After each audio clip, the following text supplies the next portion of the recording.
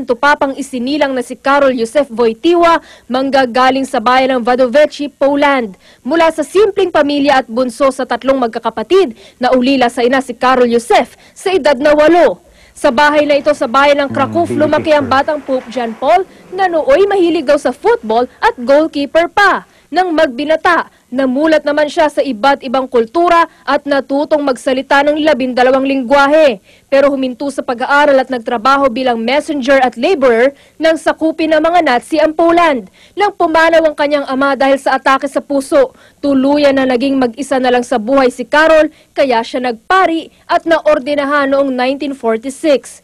Sa Roma nakapag-aral ng theology si Karol, pero bumalik sa Poland para magsilbi sa kanyang mga kababayan at naitalagang auxiliary bishop doon ni Pope Pius XII matapos ang 12 taon, hanggang maitalagang ang Santo Papa. Sa kabila ng pagiging unang non-Italian Pope, nakuha naman niya ang loob ng marami dahil sa angkin niyang karisma. Isa sa mga di malilimutang tagpo ay ang pagdarasal niya sa Western Wall ng Jerusalem noong March 21, 2000 at ang pagbisita niya sa Holocaust Memorial na nagpabago umano ng relasyon ng mga Katoliko at Hudyo. Noong 2001 naman, pumasok siya sa isang moske na hindi pa nagawa ng mga naunang Santo Papa. Malapit din sa mga Pilipino ang Santo Papa. Patunay ang 2 beses niyang pagbisita dito. Una ay noong February 18, 1981, nang personal niyang pangasiwaan ang beatification ni San Lorenzo Ruiz. At noong 1995, nang ganapin sa Pilipinas ang World Youth Day. Para sa unang balita, Trisha Zafra reporting. Popmobile na sinakyan noon ni Pope John Paul II, kinokondisyon na para sa vigil kaugnay ng beatification ng yumaong Santo Papa. At kwento ng mga tagapangalaga ng Popmobile, may dala raw itong biyaya sa kanilang buhay. Narito ang report ni Ian Cruz. Sa Barangay 382 sa Santa Cruz, Manila namin natunton ang Popmobile na ginamit noon ni Pope John Paul II na ipahiram kasi sa pamilya Trahe. Ang Popmobile, may kaakibat daw na milagro ang pagdating nito. Gumaan daw ang kanilang pakiramdam. Si Ginoong Trahe, humiling sa isang grupo ng negosyante ng 2 classroom sa Macalelon, Quezon. Pero nang makita raw ang Popmobile, 4 na classroom ang ibinigay, imbes na 2 lang.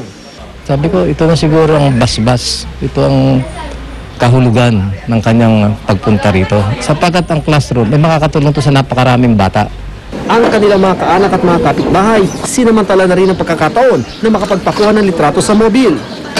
Nagtulong-tulong na rin ang lahat para linisan ang mobil, pati na rin ang pagkukondisyon ng makina nito. Si Mang Rolando Cruz ang driver ng Popmobile matapos ang World Youth Day. Ang tandaan niya raw, pinagplano mabuti ng dating Francisco Motors Corporation ang paggawa sa bulletproof na sasakyan ng Santo Papa. Nang matapos nga raw ay tinesting pang baril ng sasakyan para matiyak ang kaligtasan ng Papa. Ang pagkakaalam ko, ipinadala muna sa Roma yung sukat na gagamitin ng sasakyan. Dahil sa para malaman nila kung gaano ang kapalang nung para maging bulletproof. Hinihiram na ang Popmobile ng iba't ibang simbahan. Buwan-buwan daw niya binibisita ang sasakyan para linisin. Bago raw niya imaneho ang Popmobile, doon daw siya taimtim na nagdarasal sa may kapal. Masaya ako kasi pinagmaneho yung ginamit ko yung sasakyan niya, yung sasakyan ng Popmobile, ako nagmamaneho ngayon kaya masaya ako nung nalaman ko siya ay magiging santo na. Para sa unang balita, Ian Cruz reporting.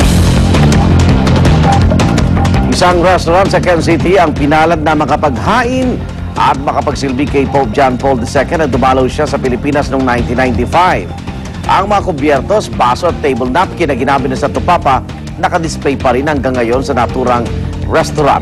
Narito ang report ni Jiggy Manicad.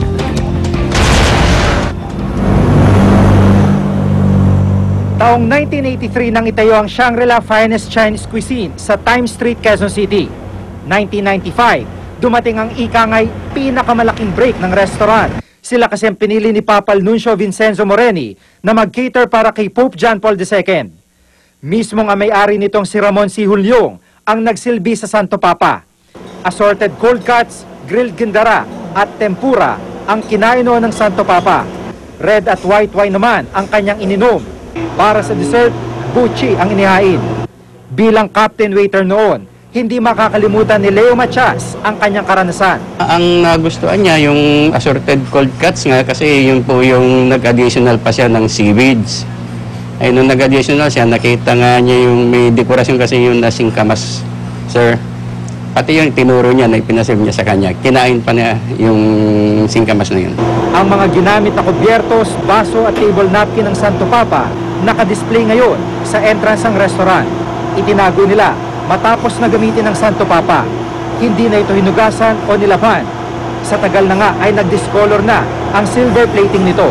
Patunay sa pinagaan ng panahon nito, kasama ng mga litratong mula mismo sa official photographer ng Vatican. Sa ngayon, marami na po akong naging yung siyempre, blessing sa akin. Yung napag-aral ko yung mga anak ko. Tapos yun nga, yung medyo tumaas yung pwesto ko ulit. Pero siyempre, hindi ko makakalimutan yan. Siyempre, sa dami ba ng waiter sa buong Pilipinas, isa ako na nakapag-serve kay Pope. Ayun po yung kwan sa akin na hindi po rin makakalimutan sa akin. Para sa unang balita, Jiggy Manicad reporting.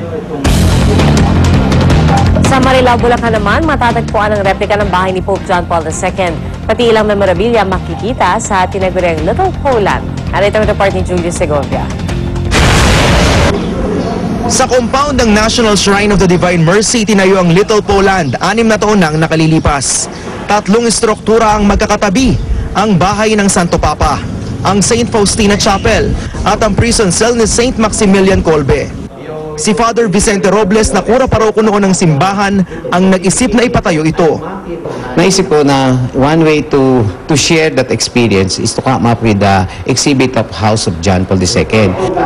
Ayon kay Father Robles, nabigyan din daw siya ng pagkakataong makalapit sa Santo Papa noong panahong dumalo sila sa World Youth Day sa France.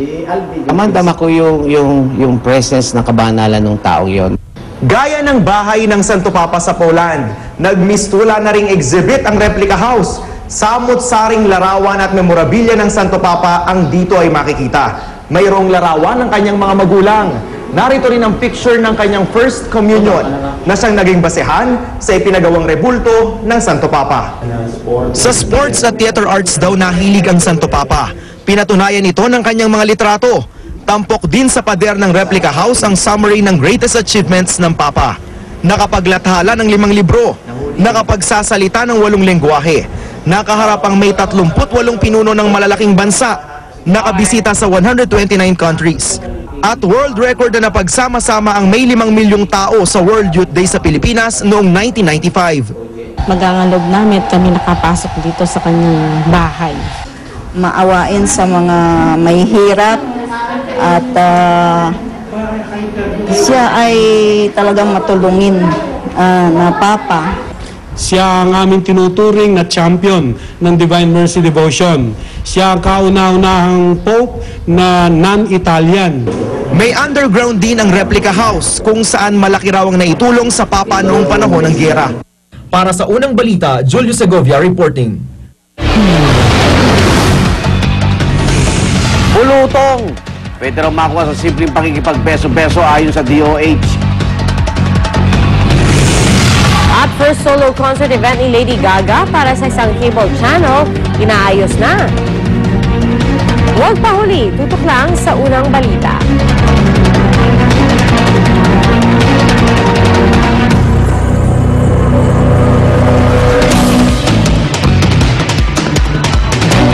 Kaysa yan ang